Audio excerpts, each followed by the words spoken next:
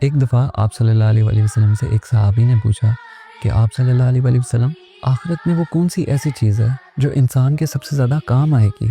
تو آپ صلی اللہ علیہ وسلم نے فرمایا کہ آخرت میں انسان کے سب سے زیادہ کام آنے والی دو چیزیں ہیں، اس کے اعمال اور اس کا اخلاق۔ اور اچھے اخلاق کی مثال یہ ہے کہ ایک دفعہ آپ صلی اللہ علیہ وسلم اپنے صحابہ کے ساتھ بیٹھے ہوئے تھے اور وہاں پہ ایک مدینہ کی پاگل عورت آ گئی۔ اس نے کہا کہ اے محمد، کیا آپ میری بات سنو گے؟ مجھے آپ سے کچھ بات کرنی ہے۔ اس کی یہ بات سن کر آپ صلی اللہ علیہ وسلم نے اپنا چہرہ اس کی طرف نہیں کیا، بلکہ اپنا پورا جسم اس عورت کی طرف موڑ دیا اور تسلی سے بیٹھ کے اس کی پوری بات سنی۔ جب اس عورت نے اپنی بات مکمل کی تو آپ صلی اللہ علیہ وسلم نے فرمایا کہ اگر تمہیں مجھ سے کبھی بھی بات کرنی ہو تو مدینہ کی کسی بھی گلی کے اندر تم کھڑی ہو کر مجھے بلانا، میں وہاں پہ آ کے تمہاری بات سنوں گا۔ اور آپ صلی اللہ علیہ وسلم کا اخلاق صرف غیروں کے ساتھ اچھا نہیں تھا، وہ تو ان کے ساتھ بھی اچھا اخلاق رکھتے تھے جنہوں نے ان کو تکلیف دی۔ مکہ کے لوگ جو آپ صلی اللہ علیہ وسلم کو پوری زندگی تکلیفیں دیتے رہے، ان کو ہر شر کا نشانہ بناتے رہے، آپ صلی اللہ علیہ وسلم نے فتح مکہ کے بعد بھی ان کو معاف کیا۔ آپ صلی اللہ علیہ وسلم نے جب مکہ کو فتح کیا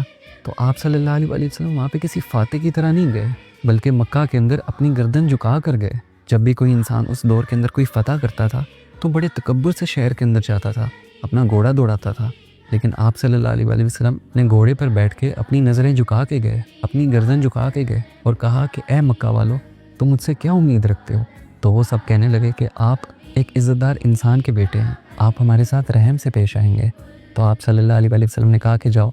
میں نے تم سب کو معاف کیا۔ تو اگر کوئی شخص جنت حاصل کرنا چاہتا ہے، آخرت کے امتحان میں کامیاب ہونا چاہتا ہے، تو اپنے اخلاق کو اچھا کرے،